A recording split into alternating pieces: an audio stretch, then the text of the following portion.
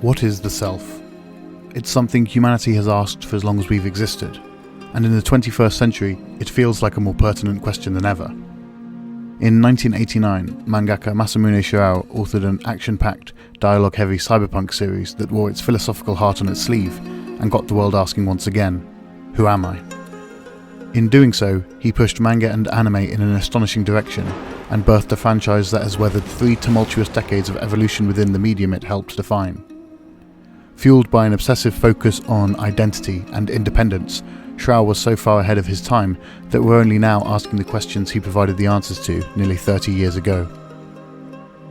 This is Beyond Ghibli, and today we're looking at Ghost in the Shell. Before I can properly introduce you to the fascinating worlds that make up this giant franchise, however, I need to present you with an enduring metaphysical conundrum that has divided the great thinkers of history since it was first proposed. So why not let one of the best minds of the 20th century elucidate what some of the best minds of the 1st century were proposing nearly 2 millennia ago. So what exactly is the award for? For saving the council money. I happened to mention to her one day that I've had the same broom for the last 20 years. She was very impressed and said have a medal. If you've had that broom for 20 years, have you actually swept any roads with it? Well, of course. But I look after it well. This old broom has had 17 new heads and 14 new handles in its time.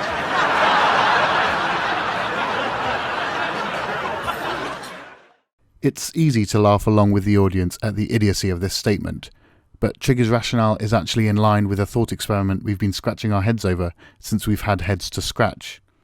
Known as Theseus's paradox, it asks that if an object consisting of multiple parts, say the handle and head of an axe, has those elements replaced incrementally over time to the point where none of the original remains, is it still fundamentally the same object?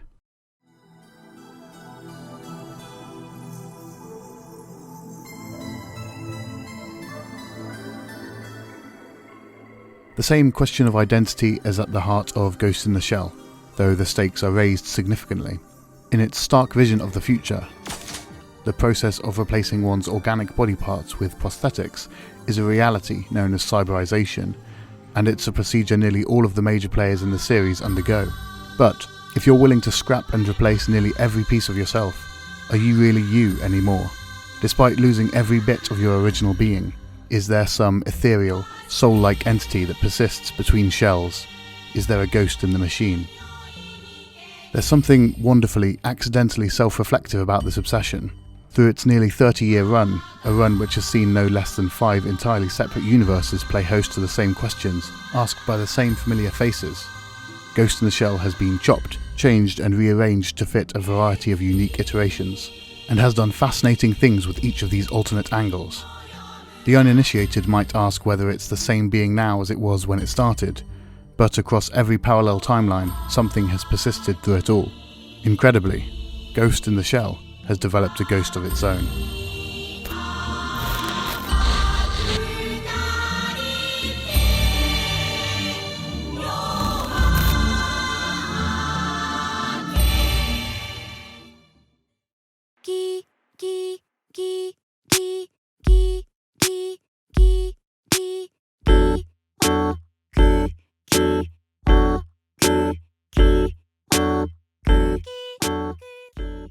When Shirow created Ghost in the Shell, it felt like a scary premonition of where technology was taking us at an alarming speed. He jumped to 2029 and guessed at where our hunger for technological advances would lead, and his result is both wonderful and terrifying. He manages to embed these ideas in an episodic chronicle of the life, or lives, of Major Motoko Kusanagi, a cyborg operative who carries out various undercover hijinks for Section 9, a cloak and dagger government agency that ride around in spider tanks and take out bad guys. In a world where we've doubled down on our reliance on technology, cybercrime rises to exploit that very dependence. New age criminals with enough technical savvy are able to hack into someone's fancy new eyes to grab sensitive material, or a victim's ghost to extract or implant memories. They can even hijack their cyberbrain completely to take control of their body.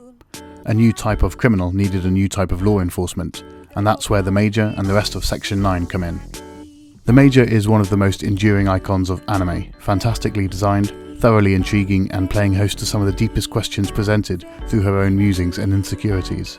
She's a synthetic, full-body prosthesis augmented cybernetic human, which is a long-winded way of saying she's largely fully cyberized. It's mentioned that she exceeds the 97.5% limit to cyberization, and this leads her to think that she is entirely artificial, paranoid that even her memories are fake implants to sedate and ground her. Whether this is true or not is never really addressed. Much like most of Ghost in the Shell's most interesting hooks, it's left for the viewer to ultimately decide upon. She's a jumble of paradoxes, even before you get to her many, subtly different iterations, and it's these paradoxes that have made her not only a fantastic character, but a fascinating study into humanity itself. The Major acts as our constant to the many worlds of Ghost in the Shell, with her portrayal acting as a pretty good barometer of the tone of any given adaptation. In the original comic, for instance, the Major is playful, rude, boorish, goofy, occasionally a screw-up, and a bit of a horn dog. And she's bloody brilliant, honestly. Likewise, that run is also a bit slapstick, and a lot raunchier than its animated counterparts. A telling sign of things to come, as Shirao would later go on to focus exclusively on erotic art. The movie, on the other hand, is a lot more serious, with the Major playing a more believable role to a squad of special ops soldiers.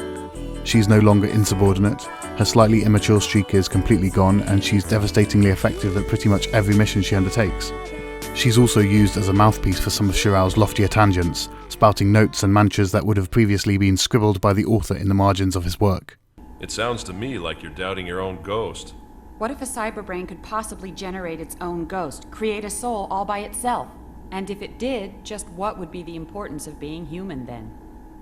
It's worth saying now that the 95 movie is the only piece of Ghost in the Shell that doesn't have a stellar dub. That's bullshit. Sorry, Bato. The rest of the franchise is voiced brilliantly in English, but I'd go with the subtitles for this one. Also, I adore 90s anime sound effects. They're just so satisfying.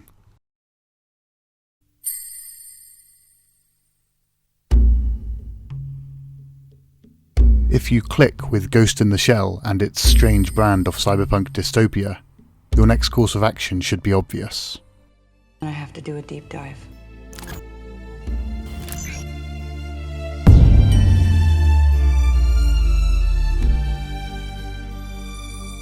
It's a rare golden goose when it comes to franchise anime. Since its inception in 1989, the series has blossomed into a mixed media franchise that spans across 5 distinct, separate realities, probing and exploring the themes of Shirao's original manga run in constantly surprising ways. There's the original manga run, the 1995 Mamoru Oshii film and its sequel, the episodic anime series standalone complex, the Arise prequel OVAs, and finally, the Hollywood movie that hit theatres last year, commonly known as Ghost in the Shell 2017. There's a lot of additional media from manga, novels, video games and movies orbiting each of these cores, but this is the neatest way to split them up. If you're looking to get into Ghost in the Shell, and this seems daunting, the best advice I can give is don't worry. Ghost in the Shell is unique in that there isn't really a wrong place to start. Every version of Ghost in the Shell can work both as an engaging standalone piece or feed into a more complex, satisfying whole, with familiar elements and a core set of characters crossing over to orientate yourself by. If that seems like a cop-out, however, and you're still wondering where to dive in, allow me to help you out. Most people will point newcomers in the direction of the 1995 movie. Under Mamoru Oshii's masterful direction, this film became the de facto definitive version of what the franchise as a whole stood for, and rightfully so. The film is a masterpiece. But, in my opinion, there's a better place to begin. Blasphemous, and yet polite at the same time. You're awfully full of yourself, aren't you? When Oshii came to Ghost in the Shell, he came with a hatchet, and pared it down to its essence in a brief 80-minute film, an essence that I, as a first-time viewer, felt woefully under-equipped to deal with. As it turns out, Oshii had a similar experience with his source material. What did you think of the original comic book when you got it? でも難しい漫画だと思った。 But it was a very difficult manga. やることに決まったから、多分20回ぐらい読み直した。 So after he told me to do it, I had to reread it 20 more times. とても難しい漫画です。 It's a very difficult, complicated manga. He's absolutely right.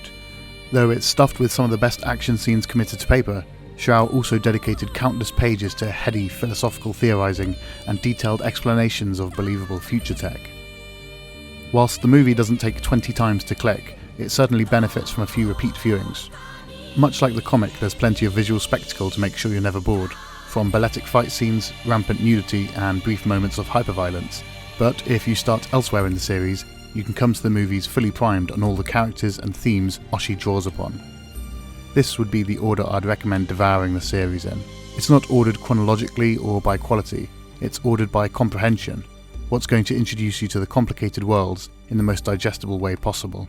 And here's the secret to Ghost in the Shell. The place where you should begin just so happens to be my favourite content this franchise has to offer.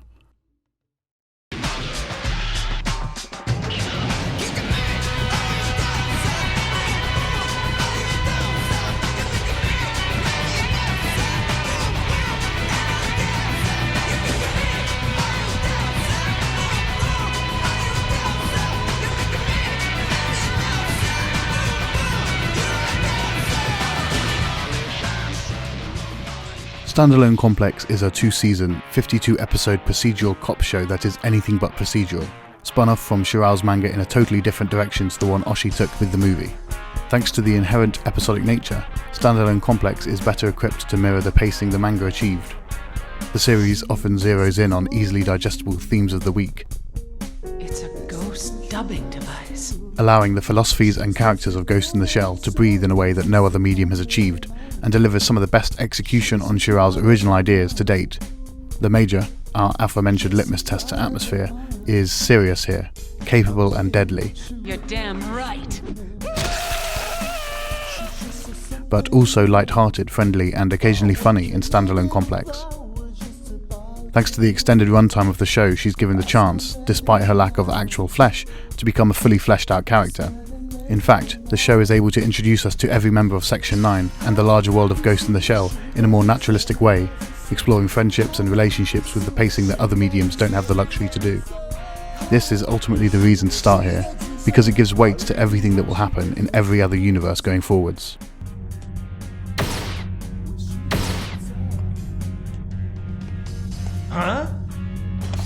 How do you do? I am a Tachikoma. Now, you can't talk about Standalone Complex without mentioning the Tachikoma, Section 9's personal spider tanks that are used for backup, transport, and somehow stealth ops. They're based off of the manga's Fuchikoma, that are functionally the same but had to be renamed due to licensing issues. These quadrupedal mechs even got their own brilliant video game in 1997, which has the honour of being the only piece of Ghost in the Shell that shares its universe with the original manga. Shirao even wrote the game's story, and it's the only animated version of the original sarcastic Major that you'll find. But look, see what I have. Huh? The new rookies gave me all these funny little stickers.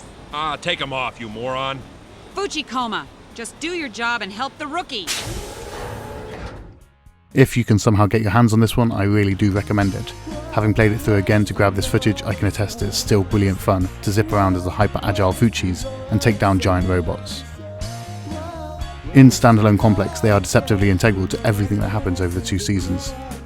Tachikoma, you ready? Of course, I may not look it, but I am a professional. These naive, high-pitched, childlike AI are a huge reason to love Standalone Complex, and it's in their conversations about identity, self, personal growth, God, and the soul that Ghost in the Shell bizarrely gets its most understandable notions, with the arcs of these adorable little robots feeling far more relatable than any postulations the human cyborgs deliver. That reminds me. Did you know that the word cyborg is now an issue? They say it's a discriminatory term for people who've been cyberized. Knowingly, Standalone Complex bookends each episode with a 2-minute Tachikomatic Days short, in which a bundle of the robots chew over the themes presented in that week's episode, or just goof around for some slapstick comedy. Standalone Complex isn't a perfect ride, however. There's bound to be a couple of duds in 52 episodes of anime, but for the most part this is top-class stuff that deserves to go down as one of television's greats. And now, hey, you're under arrest for threatening to kill the Superintendent General.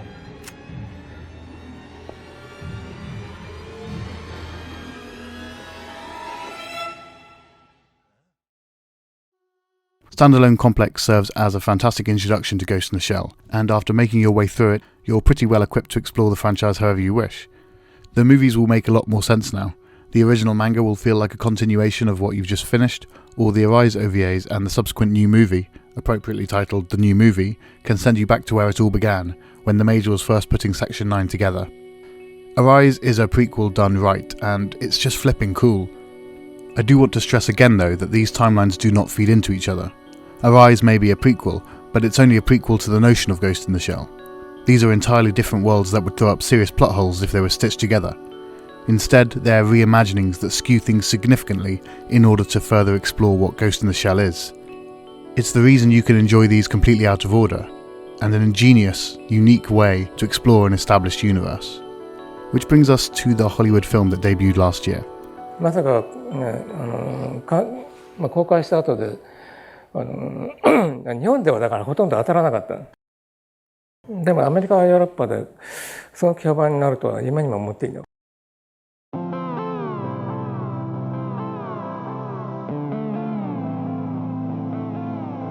With the surprise success of Ghost in the Shell in the West, and Hollywood's obsession with turning old properties into new ones, it was only a matter of time before we got an American version.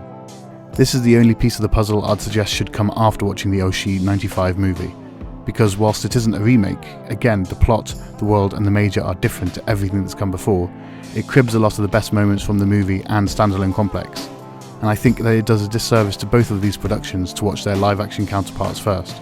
But, and this is important, I do recommend you watch it. The film got a lot of pre-release flack for whitewashing the Major, and this negative buzz harmed the chances of one of the better Hollywood adaptations we've had. Oshii even defended the film's casting, and in a world where bodies are interchangeable and disposable, it's not hard to see why. But I think it would be naive to say that this move wasn't made because of how much money Johansson could pull in. Despite this, the movie is fine. It's not perfect by any stretch, and a lot of Ghost in the Shell's introspective soul is lost in favour of admittedly impressive CGI. But it does a competent job at translating the series for an audience that wouldn't have otherwise discovered it, which is ultimately what American adaptations should achieve. It's got plenty of visual spectacle to carry it. Really, some of these scenes are fantastic, and are lifted in such a way that I couldn't help but be thrilled that some of my favourite moments have been recreated so faithfully. What can I say, little one? Ghost in the Shell simultaneously preys on both our desires to improve ourselves and our fear of losing everything that makes us, us. It's a scary world where cybercriminals are able to turn our own bodies against us. But it's hard to deny the allure of being able to buy your way to a harder, better, faster shell, tailored to whatever whim you're partial to. In an age where the anonymity of the internet has us battling for individuality more than ever, where the concept of identity is a huge part of the dialogue, Ghost in the Shell feels more relevant now than it ever did. It's these differences that make every iteration, yes, every iteration, worth watching. With every voice added, the conversation becomes a more interesting one. Ghost in the Shell has ascended from a property that talks about identity to an example of identity, and it's one that's well worth discussing.